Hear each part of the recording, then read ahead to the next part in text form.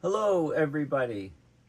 My name is Paul Beckwith, and in this video, I want to talk about a surprising factor that is influencing the radiative balance on the planet and has great potential to influence the ozone layer and therefore the chemical properties of the stratosphere, and it also has potential to cause heating of the stratosphere and mesosphere enough to weaken the stratospheric polar vortex. So I talked about the importance of the stratospheric polar vortex, particularly the Arctic one, on climate and weather patterns, and there can be some surprising effects. So for example, the last video, I talked about a paper of a Chinese study that showed that the monsoon in southern China, so the southern China precipitation in April of last year, was greatly enhanced by a collapse of the Arctic stratospheric polar vortex due to a sudden stratospheric warming the month prior to when the torrential rains hit the monsoon. And there was rainfall up to 1.2 meters, I believe, in some places. So in this video, I'm going to talk about the very surprising connection of the low Earth orbit satellites, specifically the Starlink satellites that don't have a very long lifetime, about 5 years. There's about 8,000 of them in orbit, low Earth orbit around the planet, to give people Starlink internet, high-speed internet with low lag, low latency, because the satellites are close to the Earth. But many of the older generation satellites are coming down. In fact, in the last year, there's been over 525 satellites re-entering. These satellites are burning up in the mesosphere, the upper atmosphere. They start to burn up as they oxidize about 85 kilometers above the Earth. And as they burn up, they produce all of these different chemicals, including aluminum oxides, because there's a lot of aluminum on these satellites. These aluminum oxides are produced up in the high in the mesosphere, 85, 80 kilometers high, and it can take up to 30 years for them to be pulled down by gravity to come into the layers where the ozone layers are in the stratosphere, about that 30, 40 kilometer height. And they can act as a catalyst and generate chlorine reactions, which then can destroy ozone. So there's a very, very long lag period. So as we continue to load up more and more satellites into low Earth orbit, we're doing basically an uncontrolled experiment. We can really jeopardize the ozone layer in the future. We're facing risks like the so-called Kessler syndrome, where two satellites collide, generating huge numbers of debris particles. All you need is a couple of those debris chunks to take out additional satellites, and you can see a cascading chain reaction which could completely fill low Earth orbit with debris. So this is something called the Kessler syndrome. So I'm going to discuss all of these things, but my focus is on how the polar vortex, stratospheric polar vortex, can be changed, how that can down propagate into changing Rossby waves, weather patterns on the surface of the Earth, etc. Okay, I want to thank Joy from Arizona for informing me about this particular site, Space Weather, an article that was published there on Sunday, August 5th, called The Great Starlink Reentry Event. So let me talk about that first. So this is the graph. This shows you Starlink satellites that are re-entering and burning up in the atmosphere. This goes from 2020 to present. And if you look at this, this is 2024 May. June, July, August. So it's a monthly inventory of the number of Starlink reentries per month, and we're peaking here at about 110 or something in February of this year. But you know, since in the last in the last 10 months or so, from here to here, we've seen 500 plus, 525 re-entering satellites, and each one of them, each re-entering satellite is putting about at least 30 kilograms of aluminum oxides into the mesosphere, into the upper atmosphere. So it's definitely changing the chemistry of the upper atmosphere. So let's have a look at all the links are in the description. Let's have a look at this article, The Great Starlink Re-Entry Event. So SpaceX has just conducted a giant uncontrolled experiment in atmospheric chemistry. Earlier this year, analysts noted something strange. Starlink satellites were falling out of the sky, a lot of them. 4 to 5 per day were re-entering Earth's atmosphere and vaporizing in plain sight. Right, you can see the trails. This went on for months, between December 2024 and July 2025, so 6 months. More than 525 Starlinks were deorbited and burned up in the upper atmosphere, in the high mesosphere. So what's going on? Routine house cleaning. They're mostly first-generation satellites, deliberately retired to make room for newer models. So SpaceX is currently launching up to 50 new Starlink satellites per week, maintaining a fleet of 8,000 satellites. So weeding out the old ones is business as usual. What's not unusual is the atmospheric fallout. So the fiery re-entry of even one Gen 1 Starlink satellite produces about 30 kilograms of aluminum oxide vapor, and this vapor unfortunately erodes the ozone layer. So a new study finds these oxides have increased 8-fold between 2016 and 2022. The Great Re-Entry Event increases this pollution even more. So as we load up more and more satellites into low Earth orbit, we're going to see this problem getting worse and worse. To put it into perspective, before the first Starlink launches began in 2019, only about 40 to 50 satellites re-entered every year around the globe. SpaceX just brought down 10 years worth in only 6 months, adding an estimated, 30 kilograms per satellite times 500 satellites. That's 15,000 kilograms of aluminum oxide added to the upper atmosphere. And this is a map of Starlink satellites orbiting the Earth. And I'll zoom in and show you what that tells us. You can see the red dots representing each dot representing a Starlink satellite.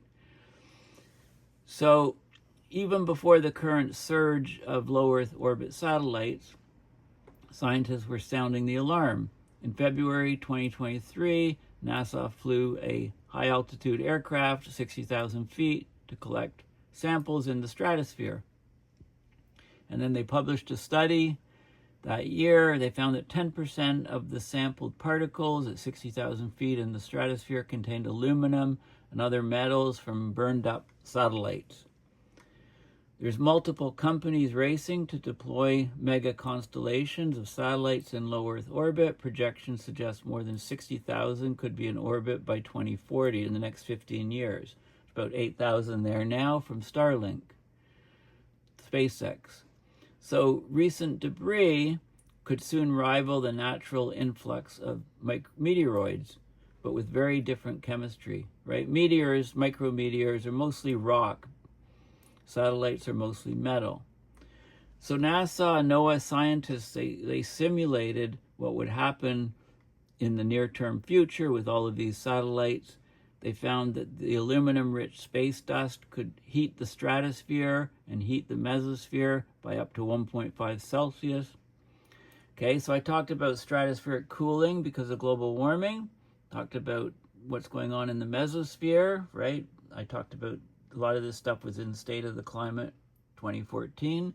The American Meteorological Society 527-page report, and I did a few videos on it. Anyway, if you heat up the stratosphere and mesosphere, you could slow the polar vortex, mostly the southern polar vortex, stratospheric polar vortex. You can potentially alter global weather patterns with this satellite debris coming down. Okay, so let's have a look at some more of the details. Okay, so this is an image. I zoomed in on it, and you can click on a red square, and these things are moving across the screen and tracking, so you can see these are specific different Starlink satellites, and you can click on them to get more information. There is a good site called Heavens Above with all of these different links that have the Starlink orbit display, information on different space stations, etc., objects being launched, etc., etc. So there's lots of information here. So here's, for example, this is August 18th, 426, Starlink G17-5 launched, right? And you can pick different, you can look at different launches recently occurring and so on. Okay, anyway, there's lots of information on this particular site, Heavens Above. Okay, so let's look at a couple of the peer-reviewed scientific papers. So this one here is from last year, Potential Ozone Depletion from Satellite Demise During Atmospheric Reentry in the Area of Mega Constellations. So this focuses on the ozone layer depletion. So it talks about large constellations of small satellites, increasing the number of objects orbiting the Earth. Satellites burn up at the end of service life. It's only about 5 years for these low Earth orbit satellites. And they generate aluminum oxides as the main byproduct, right? There's lots of other metals on the satellite, but there's lots of aluminum. The aluminum oxides are catalysts for activating chlorine. Chlorine acts as a catalyst for destroying ozone molecules in the stratosphere. So they do an molecular dynamics, or MD for short, simulation to resolve the oxidation process of the satellite's aluminum structure during its re-entry in the mesosphere. It burns up, generates these aluminum oxides, or just aluminum if there's not much oxygen. And these chemicals are produced at the 80 kilometers above the Earth's surface, but then over time gravity pulls them down. There's about a 30-year lag. They reach the layer of the ozone layer at about 40 kilometers above the Earth, and they take out ozone. Okay, so the problem is there's a large lag period, which is a very similar problem to the lag period for plastics. When plastics go in the ocean, they're chemically they're stable, so they wear by abrasion into smaller and smaller particles. They reach down to microplastics and nanoplastics. We're finding nanoplastics in the human brain, up to 0.5% nanoplastics, which can then lead to dementia at slightly higher levels. So there's a huge lag period because plastics are increasing more and we're getting more and more in the environment, but it does take time, decades, 10, 20, 30 years for them to degrade into nanoparticles. So there's a huge lag in this problem, right? So we're getting these wicked problems with huge lag times. So we can't ignore them. We have to think about, what future we're heading to. So, getting back to the satellites, the demise of a typical 250 kilogram satellite can generate about 30 kilograms of aluminum oxide nanoparticles. They can endure for decades in the atmosphere. The aluminum oxide compounds generated by the entire population of satellites re-entering the atmosphere in 2022, estimated at 17 metric tons. We're talking about 360 metric tons per year when we go to these more and more low Earth orbit satellites and these mega constellations. So they do atomic scale molecular dynamics simulation of the burnup of the satellites, the aluminum ablation, how much gets into the upper atmosphere, the amount of aluminum oxide nanoparticles generated is quantified, accumulation in the atmosphere is estimated, and the long-term accumulation of aluminum oxides from re-entering satellites can cause significant ozone depletion. Okay, so these processes are currently poorly understood. Normally we're worried about what happened about the satellite debris not hitting anybody on the surface, right? We want it all to burn up in the atmosphere. So this is looking at how it's actually affecting the atmosphere, how it's generating aluminum oxides, and they're known to accelerate ozone depletion. Okay, so the population of re-entering satellites in 2022 caused almost a 30% increase of aluminum in the atmosphere above the natural level. And, they're talking about in the future, it's going to be much, much higher. It's going to go up to maybe 20 times higher than this. Instead of 17 metric tons, over 20 times higher, 360 metric tons we can look forward to per year. Okay, so they talk about the increase of low Earth orbit satellites, orbital cluttering, the chlorine activation reaction that's catalyzed on the surface of aluminum oxide particles to boost ozone depletion. In situ measurements show evidence of 1,000% increase in stratospheric aluminum levels from 1976 to 1984, associated with the emission of hundreds of tons of such particles from solid rocket motors during atmospheric ascent. But now, of course, we have planned obsolescence of these low Earth orbit satellites, so we have faster internet from space. And we're just opening a can of worms, another can of worms, and risking the ozone layer once again. So they talk about all of the details, but let's just have a look at some of the. So they look at the actual molecular dynamics, chemistry of the, how the aluminum is ablating as it's coming into the Earth's atmosphere. Right, they look at that. So they look at, this is the aluminum, and as it starts coming through the atmosphere where it encounters the oxygen, how it breaks up into different chunks. This is aluminum oxygens, aluminum oxide is formed, and other just pure aluminum chunks as it's re-entering the atmosphere. And then they talk about how it affects the ozone layer. Okay, so different molecular chemistry of the aluminum bonds and the oxygen. And don't forget, there's lots of other metals in satellites, the coppers and things, and there's a study that looks at the different metals. So basically, they infer that a single re-entry event of a 250 kilogram satellite with a 30% aluminum mass fraction yields about 30 kilograms worth of aluminum oxide particles, 51 kilograms of aluminum after thermal ablation in the higher mesosphere. And, then how long does it take to get down to the levels of the ozone layer and things like that? They look at those sort of things and give estimates. So basically, this is a very important paper. It presents the first atomic scale molecular dynamic simulation of the aluminum oxidation process for a small satellite during atmospheric re-entry. Okay, and the byproducts that are generated and how it can break down ozones. These re-entry byproducts may take up to 30 years to settle from the top of the mesosphere, so 85 kilometers above the Earth, into the stratospheric ozone layer, say 40 kilometers above the Earth. When they reach 40 kilometers, the aluminum oxides catalyze. They act as catalysts. They're not used up in the reaction. Chlorine activation, and that promotes ozone depletion. Okay, so there's a noticeable delay between these re-entries burning up in the mesosphere, these satellites re-entering, and the destruction, eventual ozone destruction. So it's like a ticking time bomb.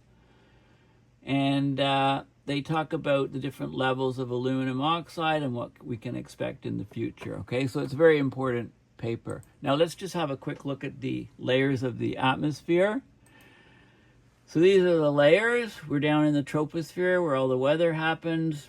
It says 12 to 18 kilometers. When you're at the equator, the troposphere extends to about 18 kilometers. When you're at the poles, the air is colder, so it occupies less space. So we're about 11 kilometers, 12 kilometers thickness at the poles. Stratosphere then is above. You have the tropopause separating them, and then the stratosphere up to about 50 kilometers. The primary ozone layer is about the 40-kilometer level. Then you go above it to the mesosphere, running up to about 80, 90 kilometers. And when you get to about 85, when a satellite's re-entering, comes down to about 85 kilometers, starts to encounter much more friction, and oxygen starts to burn up. So these aluminum oxide particles start to be generated at about the 85-kilometer height, and then the satellite completely burns up.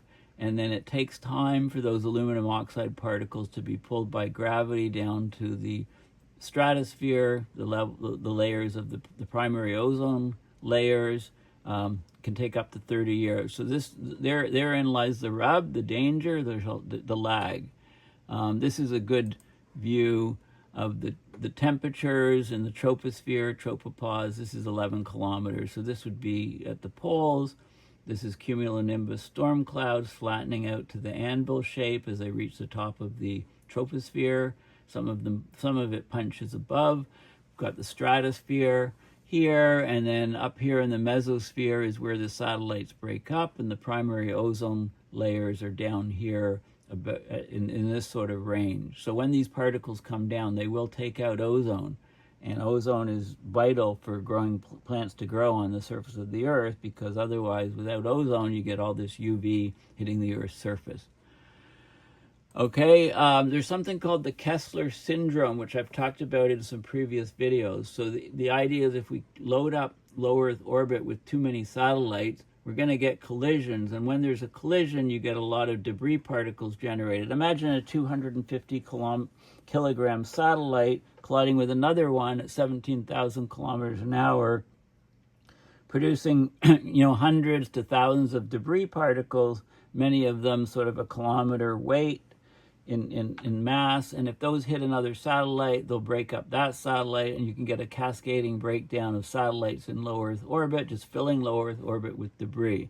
So make sure you go to this Wikipedia page and have a look at the Kessler syndrome. Make sure you're aware with what is happening, because it's a very important feature. If we don't regulate the number of satellites in low Earth orbit, then we're going to be risking this very, very real collisional cascading effect, which will limit growth of low Earth orbit satellites, and it could close down low Earth orbit satellite, that space. Okay, so it's a very key and important point.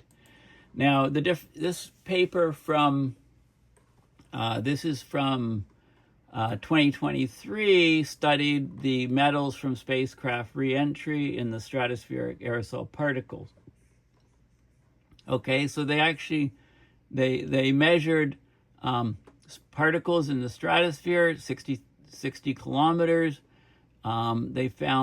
They analyzed the different metals that they found in the particles. Over 20 elements from re-entry were detected in ratios consistent with alloys used in spacecraft. So they measured the mass of lithium. Lithium is in aluminum and aluminum alloys, also in lithium batteries. Aluminum, one of the primary metals for making spacecraft. Copper in wiring, lead solder in circuit boards, etc. Okay, they found that about 10% of stratospheric sulfuric acid particles larger than 120 nanometers in diameter contain aluminum and other elements from spacecraft re-entry.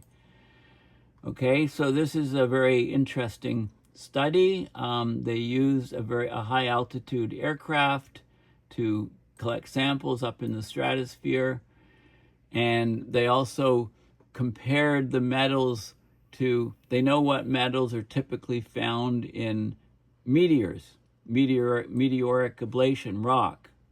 Okay, the different metals and components, and they found that there were lots of new metals. So metals in the meteors, sodium, magnesium, chromium, iron, nickel, are present in many stratospheric particles in extremely consistent ratios, provide a clear signature of meteors or micrometeors. Okay, and the ablation is things start to become oxidized because oxygen is available just below 85 kilometers in the mesosphere. So you can talk about these nanometer-sized meteoric smoke particles, if you like. Okay, so they're analyzing that, but then they're also finding lots of other things. They're finding lithium and aluminum and copper and things that aren't in micrometeors. They're from satellite debris. So they measured the ratios, and they also show that, so they did different phase diagrams, aluminum iron ratio plotted against magnesium iron ratio. You can see which particles are from natural meteors and which ones are from satellites. And we're getting more and more from satellites, like the copper, for example, is not in micrometeors. The lithium, so this is very, and then it shows where the particles are, and more of them are in the southern hemisphere than the northern hemisphere. They're going right up into the stratospheric polar vortexes and even higher. And we know from that the stratospheric polar vortexes have an important influence on weather at the surface by propagation downwards. Okay, so they did. So they looked at injection rates. It's remarkable that the products of spacecraft reentry occurring above 50-kilometer altitude can be measured with such sensitivity in aerosol particles at less than 19-kilometer altitude. Okay, so they found all kinds of elements that are in alloys of spacecraft. They look at global injection rates of metals into the air and so on. And there's also concentrations going in some places, like it's not a uniformly distributed situation. Like, for example, copper is a transition metal for which spacecraft reentry flux already exceeds the input from micrometeoroids. There's very little copper in meteoroids, and they're finding copper, the global flux of aerosol lead, for example. Lead's another metal. It's less than 2 tons per year. There's atmospheric emission of 700 tons a year. They're finding these things deposited all across the Earth, but even on Antarctica, they're finding copper on the surface of Antarctica snow at higher and higher levels.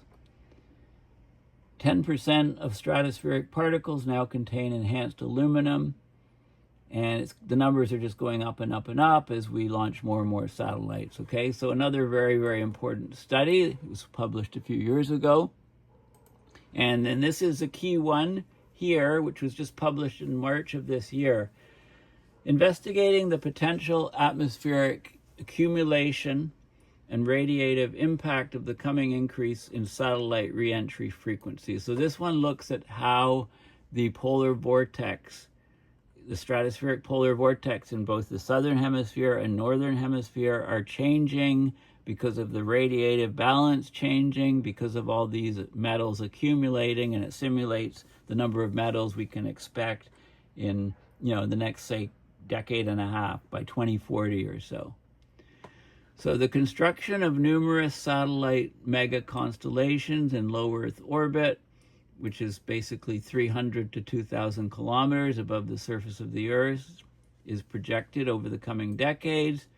The number of satellites in low Earth orbit is probably going to exceed 60,000 by 2040. It is completely unregulated at the moment. The increase in the annual mass flux of anthropogenic material, mostly metals, from the satellites burning up in the upper atmosphere as a result of maintaining these mega constellations could rival the natural occurring mass flux of meteors, okay, which are mostly rock. We're talking about metals instead of rock. Little is known about the aerosols that will be produced by reentry vaporization. So the estimates, impacts on climate and ozone are difficult, but we need to look at them because there's such a lag time. So the aluminum, of course, is the primary satellite component that's likely to be emitted during the reentry vaporization. So they simulate 10 gigagrams per year, assuming all aerosols released are aluminum oxide. Okay, as the aluminum encounters the upper mesosphere, encounters oxygen, it oxidizes. So this is consistent with the expected mega constellation growth by 2040. And the location of reentry is important too. So they look at how the location of atmospheric accumulation, the aerosol size distribution, radiative properties of the aluminum oxide impact the middle to upper atmosphere. Depending on the reentry latitude and the aerosol size distribution, a 20 to 40 gigagram stratospheric burden of aluminum oxide aerosols accumulates polewards of 30 degrees north, 30 degrees south, between 10 and 30 kilometers high. So we get a change in the heating of the mesosphere. We get 1.5 degree Kelvin or Celsius temperature anomalies in the mesosphere and the stratosphere as southern hemisphere high latitudes. That warming causes a 10% reduction of wind speed in the southern hemisphere polar vortex, so there's a weaker ozone hole. There also can be a strengthening of the northern hemisphere polar vortex. So there's lots of different scenarios and simulations and details. So the point is that the satellite reentry material accumulates at high latitudes between 10 and 30 kilometers altitudes. Small perturbations to heating rates result in as much as 1.5 Kelvin temperature anomalies, right? Less ozone, less absorption, but also the aerosol effects. Temperature anomalies caused by satellite reentry. It may impact the stratospheric polar vortex and thus stratospheric ozone. Okay, so we're doing an uncontrolled experiment on our atmosphere with these reentries. Okay, and they can cause changes in the global circulation, not just the jet streams and tropospheric patterns, but also in the upper atmosphere, the stratospheric patterns. And as has clearly been shown, the changes in the stratospheric polar vortex can have big impacts on, for example, monsoons in China, rainfall. Not just in China. The study showed the changes in China, but there's lots of effects in the northern hemisphere, on the U.S., on Canada, on other places. The whole climate system is connected. So this is very important information. So let's just have a look at the results here. They talk about details of aluminum in the satellites, etc., and I've discussed some of those things. The modeling, the way that they've done the modeling and size distributions. There's different reentry scenarios, reentries at different places, so emissions of aluminum oxide, and then the modeling to see how it will affect the polar vortex and so on. Okay, so they simulated what the expected aluminum oxide burden would do to the stratospheric air and settling rates, how it affects the ozone. So this is some of the, these are out of focus on in this paper. I'm not sure why. I guess you can see that this is just North Pole, South Pole. You can see the different levels and pressures and stuff and mass densities of where. So they simulated injection of these aluminum oxide particles in different locations. And they looked at the radiative forcing and heating of the regions. They looked at the changes in the wind speeds, etc., to the polar vortex. Net heating rates of different places with the different injection scenarios.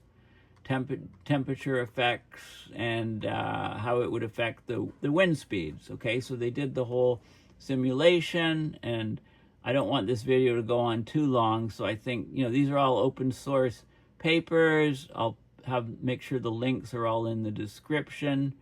They looked at, this is June, July, August, so they looked at seasonal effects and they looked at the stratospheric ozone response and the reduction of the ozone, and how it at different levels, the chemistry, the effect on stratospheric cloud fraction reduction, and so on, the aerosol size distribution, and so it's a very detailed simulation study, and basically the conclusions are they simulated projected 2040 low Earth orbit satellite reentry fluxes of aluminum oxide. They got different reentry patterns, so different satellites re-entering at different places, creating different aerosol size distributions. And they found that regardless of the reentry disposal pattern, the aerosol size distribution, the overall temperature response in the middle atmosphere is consistent across all scenarios. It was a warming of the upper stratosphere. And so there's a warming and therefore a reduction of the polar vortex.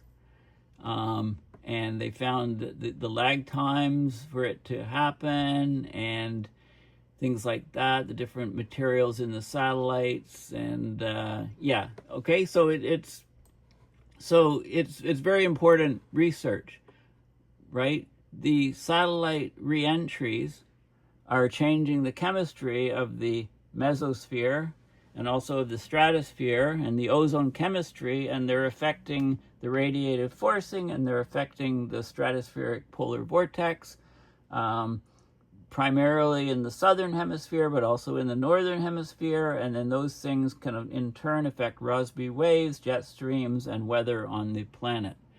Okay, so not only are we risking a total destruction of ozone layers in 2 to 3 decades as we ramp up satellites in low Earth orbit, we're also risking changing weather patterns, not just from ozone effects, right, which alone could be very large, but also because of changes to the polar vortexes.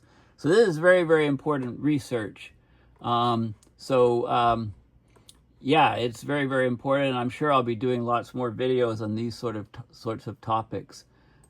Anyway, please go to paulbeckwith.net and donate to my PayPal to support my research and videos so that I can continue doing my videos without having them behind a paywall, because people are suggesting that I should perhaps monetize my YouTube channel and put it behind a paywall so that so that I have to do something differently, because I'm not ready to do that at the moment.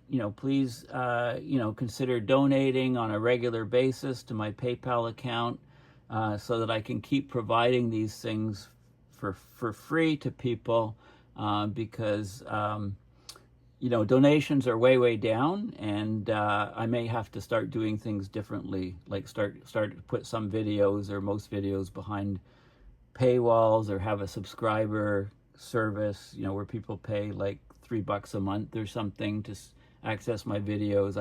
I'm looking, I may have to do something like that soon, because unless donations rise a bit, then there's something has to give. So anyway, please consider donating. If you like my videos and channel and work, please consider donating to PayPal to support my research and videos.